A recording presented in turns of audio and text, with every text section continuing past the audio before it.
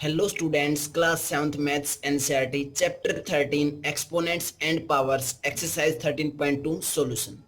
तो बेटा हमने 13.2 एक्सरसाइज के सॉल्यूशन में फर्स्ट क्वेश्चन कर लिया था, जिसमें 10 पार्ट्स थे फर्स्ट क्वेश्चन में। और बेटा कंप्लीट क्वेश्चन में 10 के 10 पार्ट्स में, फर्स्ट क्वेश्चन के 10 पार्ट्स में हमने लॉज ऑफ एक्सपोनेंट यूज किए थे और काफी अच्छे से प्रॉपर वे से हमने काम किया था। अब क्वेश्चन नंबर सेकंड करते हैं बेटा। क्वेश्चन नंबर 2 क्या है? क्वेश्चन नंबर 2 में simplify and express each of the following in exponential form. हमें क्या करना है? सिंप्लीफाई मींस सोल्व करना है, और देन उसके बाद जो लास्ट में आंसर आएगा उसको किस फॉर्म में भी लिखना है बच्चों? एक्सपोनेंशियल की फॉर्म में लिखना है। क्लियर है? तो सेकंड का फर्स्ट पार्ट देखते हैं बच्चों, क्या है? 2 की पावर 3 इंटू 3 की पावर 4 इंटू 4 और डिवाइडेड बाय 3 इंटू 32 है। क्लियर बच्चों? इसको हमें सिंप्लीफाई करना और लास्ट में जो आंसर लिखना वो किस फॉर्म में लिखना? हमें एक्सपोनेंशियल के फॉर्म में लिखना है। क्लियर है? तो करते हैं बच्चों सोल्व आउट इसको। तो कट आउट हो रहे हैं 4 से 2 टू जा 4, या अलग से स्टेटमेंट लिख लेते हैं बच्चों। ये हमारे पास स्टेटमेंट है। देन यहाँ पे सिंप्लीफाई करें तो अलग से दोबारा से लिख लेते हैं 2 की पावर 3 इंटू 3 की पावर 4 इंटू 4 और डिवाइडेड बाय 3 इंटू 32। क्लियर है? 2 से डिवाइड किया, 2 टू जा 4, 2 1 जा 2, 2 6 जा 12, 2 8 जा 16 और 2 1 जा 2। क्लियर इतना? उसके बाद हमें सिंप्लीफाई करना है बच्चों। तो 2 की पावर 3 मीन्स 2 को कितने टाइम्स मल्टीप्लाई करें? 3 टाइम्स। तो 2 इंटू 2 इंटू 2 इंटू 3 की पावर कितनी है बच्चों? 4। तो 3 को कितने टाइम्स लिखेंगे बेटा? 4 टाइम्स लिखेंगे। तो क्या है हमारे पास? 3 इंटू 3 इंटू 3 और इंटू 3 और डिवाइडेड बाय क्या बच्चों? 3 इंटू 8 है। क्लियर है? 3 से 3 कैंसिल आउट। क्लियर है? 2 से कैंसिल आउट किया, 2 1 जा 2, 2 4 जा 8, 2 1 जा 2, 2 2 जा 4, 2 1 जा 2 और 2 1 जा 2।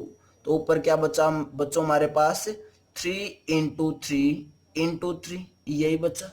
और जो आंसर हमें देना था वो किस फॉर्म में देना है? एक्सपोनेंशियल की फॉर्म में देना है। किस फॉर्म में देना बच्चों? एक्सपोनेंशियल फॉर्म में। तो कितना हमारे पास? 3 को अगर 3 टाइम्स मल्टीप्लाई करेंगे तो मीन्स 3 की पावर 3 आया। This is your answer. Check कर लो बेटा, चेक कर लो। क्लियर है? सेकंड पार्ट करते हैं। सेकंड क्वेश्चन का सेकंड पार्ट देखते हैं बच्चों, क्या है? 5 की पावर 2 और कंप्लीट की पावर 3 इंटू में 5 की पावर 4 और कंप्लीट को डिवाइड किया गया बच्चों किससे? 5 की पावर 7 से। सबसे पहले क्या सोल्व आउट करते हैं? ब्रैकेट सोल्व आउट करते हैं।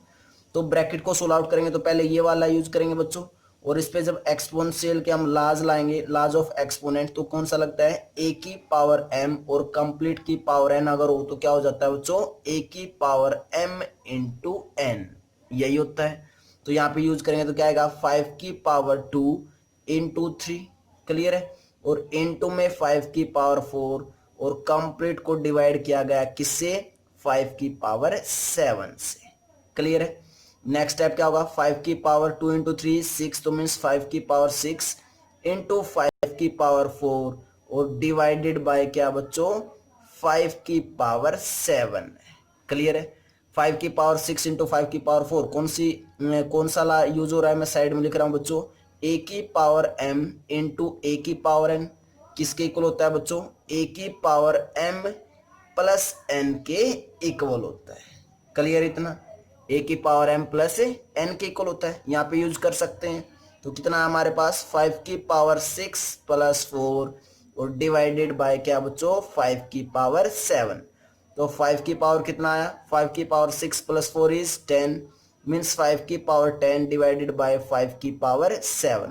अब कौन सा लाज यूज करेंगे यहाँ पे? ए की पावर एम डिवाइडेड बाय ए की पावर एन किसके इक्वल होता है?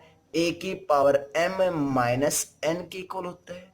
क्लियर है? तो क्या आ जाएगा हमारे पास? दैट इंप्लाइज 5 की पावर 10 माइनस 7 मीन्स 5 की power 3। This is your answer. Check कर लो बेटा, चेक कर लो। क्लियर बच्चों? थर्ड पार्ट करते हैं बच्चों। Before that pause the video, note it down.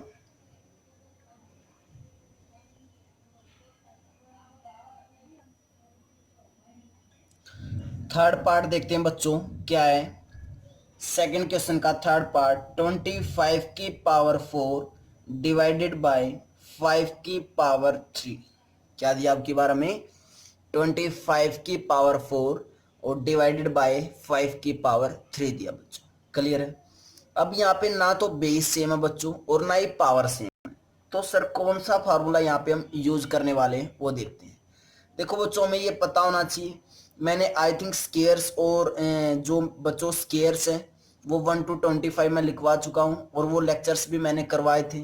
अगर जिन बच्चों को स्केयर्स याद नहीं है 1 to 25, तो बेटा मेरा जो चैनल है p.खत्री मैथमेटिक्स क्लासेस, उस पे जाना, वहाँ पे एक अलग से तुम्हें प्लेलिस्ट के अंदर फोल्डर मिलेगा इंपॉर्टेंट टॉपिक के नाम से। देन उसके अंदर वहाँ पे तुम्हें स्केयर्स और स्केयर रूट वहाँ पे मिलने वाले हैं। देन उस लेक्चर को तुम कर सकते हो। क्लियर है? तो तुम्हें ये पता होना चाहिए कि 25 किसका स्केयर होता है। जब हम 5 का स्केयर करें तो बच्चों कितना आता है? 25 आता है। जब किसका स्केयर करें? 5 का स्केयर करें तो 25 आता है। क्या मैं इस 25 की जगह ये लिख सकता हूं 5 का स्केयर? मैंने 25 की जगह बोला है, क्या लिखा? 5 का स्केयर। और कंप्लीट की पावर कितनी है? 4 है। क्लियर है क्या बात? क्लियर है? और डिवाइडेड बाय क्या है? 5 की पावर 3। क्या यहाँ पे वो लार्ज यूज नहीं हो रहा है? कौन सा? a की पावर m और कंप्लीट की पावर n किसके इक्वल होता है? a की पावर m इंटू n के इक्वल होता है। तो लार्ज यूज कर देते हैं बच्चों। क्या आया? 5 की पावर 2 इंटू 4 डिवाइडेड बाय 5 की पावर 3। देन 5 की पावर कितनी आई? 2 4 जा 8, तो 5 की पावर 8 डिवाइडेड बाय 5 की पावर 3। अब कौन सा लार्ज यूज करना है बच्चों में? a की power m divided by a की पावर n मीन्स किसके इक्वल होगा? a की power m divided by a की पावर n के भी इक्वल लिख सकते हैं, सेम बात है दोनों। ये किसके इक्वल हो जाएगा बच्चों? a की पावर m माइनस n के इक्वल। क्लियर है? तो यहां से क्या है हमारे पास? दैट इंप्लाइज 5 की पावर 8 माइनस 3 मीन्स कितना आया? 5 की पावर 5 आया। This is your answer. और ये आंसर किस में आ चुका है बच्चों? एक्सपोनेंशियल फॉर्म में आ चुका है। किस में आ चुका है? एक्सपोनेंशियल फॉर्म में। क्लियर है? क्लियर बच्चों? चेक कर लो बेटा, चेक कर लो। फोर्थ पार्ट करते हैं। नेक्स्ट पार्ट क्या है? 3 इंटू 7 की पावर 2, 3 इंटू 7 की पावर 2 इंटू 11 की पावर 8 डिवाइडेड बाय 21 इंटू 11 की पावर 3 है। क्लियर है? 11 की पावर कितनी है बच्चों? 3। तो इसको सिंप्लीफाई करते हैं बेटा, क्या आएगा हमारे पास? क्या नेक्स्ट स्टेप में देखते हैं क्या आएगा। 3 इंटू 7 की पावर 2 होने का मतलब क्या? 7 को कितने टाइम्स मल्टीप्लाई करना है? 2 टाइम्स। तो 7 इंटू 7 इंटू 11 को कितने टाइम्स मल्टीप्लाई करना है? 8 टाइम्स। तो क्या मैं इस 11 की पावर 8 को ऐसे स्प्लिट करके लिख सकता हूं? 11 की पावर 3 इंटू 11 की पावर 5। ये 11 की पावर 3 इंटू 11 की पावर 5 को मैंने कैसे लिखा? 11 की पावर 8।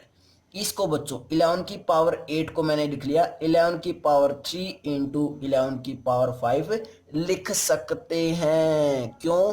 क्योंकि a की पावर m इंटू a की पावर n किसके इक्वल होता है? a की पावर m प्लस n के इक्वल तो होता है। क्लियर बच्चों? अब कोई बच्चा बोलेगा सर आपने 11 की पावर 3 ही क्यों लिखा? क्योंकि बेटा मैंने नीचे देख रखा था कि 11 की पावर कितना है? 3 है, इसलिए मैंने ऊपर भी क्या लिख लिया? 11 की पावर 3 से स्प्लिट कर लिया। तो 21 इंटू 11 की पावर 3। 11 की पावर 3 से 11 की पावर 3 कैंसिल आउट। 3 7 जा 21, 7 से 7 कैंसिल आउट। मीन्स हमारे पास क्या बचा बच्चों? 7 इंटू 11 की पावर 5 बचा। This is your answer. और ये किस में आया हुआ है बच्चों? एक एक्सपोनेंशियल फॉर्म आई हुई है। चेक कर लो बेटा, चेक कर लो। हमारे पास जो आंसर होगा वो क्या होगा? 7 इंटू 11 की पावर 5 आएगा। क्लियर बच्चों? नेक्स्ट पार्ट करते हैं, fifth part. Before that pause the video, note it down. Next part, fifth part देखते हैं बच्चों क्या है। 3 की पावर 7 डिवाइडेड बाय 3 की पावर 4 इंटू 3 की पावर 3। क्लियर है? इसको सोल्व आउट करते हैं, क्या आएगा आंसर? देखो सेम ऊपर 3 की पावर 7 है, तो मैं इस 3 की पावर 7 को क्या ऐसे लिख सकता हूँ, 3 की पावर 3 इंटू 3 की पावर 4 लिख सकता हूँ।